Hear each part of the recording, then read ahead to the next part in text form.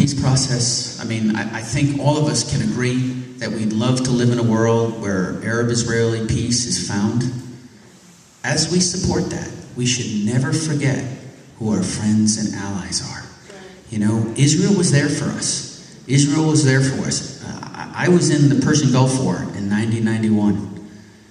And Hussein, in an attempt to fracture our coalition, fired scuds at Israel. It killed their people and damaged their property. They were well within their rights to strike back. And they didn't, because we asked them not to. You know, that's when true friendships are forged. We already had a long-standing friendship with Israel, but we never forget moments like that. When you shed blood together and you share hardships, we can never forget these things. Israel right now is isolated.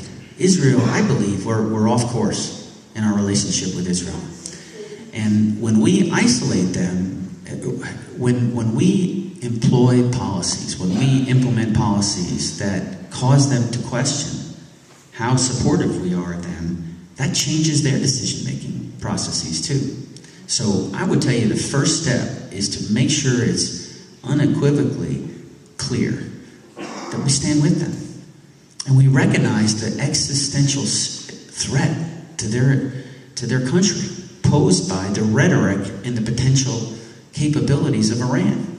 I believe that when we strengthen that friendship and that alliance, we'll be in a stronger position to leverage the sanctions against Iran, because we need to have a united front across all free nations as we approach Iran. The second point is that I believe the greatest hope for peaceful resolution of the situation is the democratic movement in Iran. Now, I believe we missed an opportunity last summer. You know, the Iranian people were in the streets, and we're not talking about just for a day or two. They were in the streets for a long period of time, and we should have been with them. We should have made a strong statement.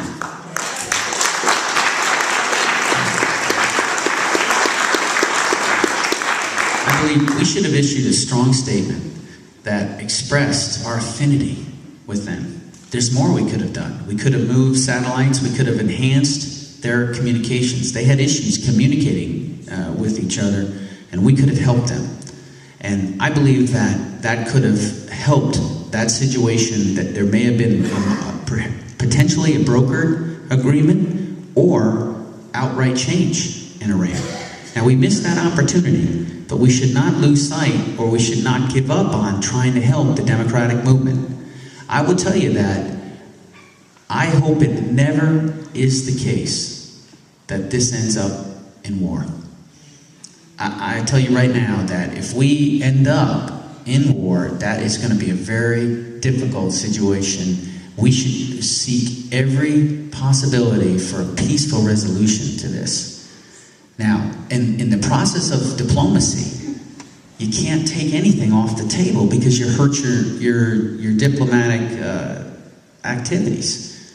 But I will tell you right now that my belief is that if we ever ended up in a situation where Iran was bombed, that's going to unite the Iranian people behind that government. So we want to be very careful in the way we negotiate and in the way we present ourselves, because what we really want to do is find a peaceful resolution to that. And the best way to do that, as I said, is 2 points. Strengthen our relationship with Israel so that we show a united front with all, and continue to work with the democratic movement. Those are my views on that. Thank you.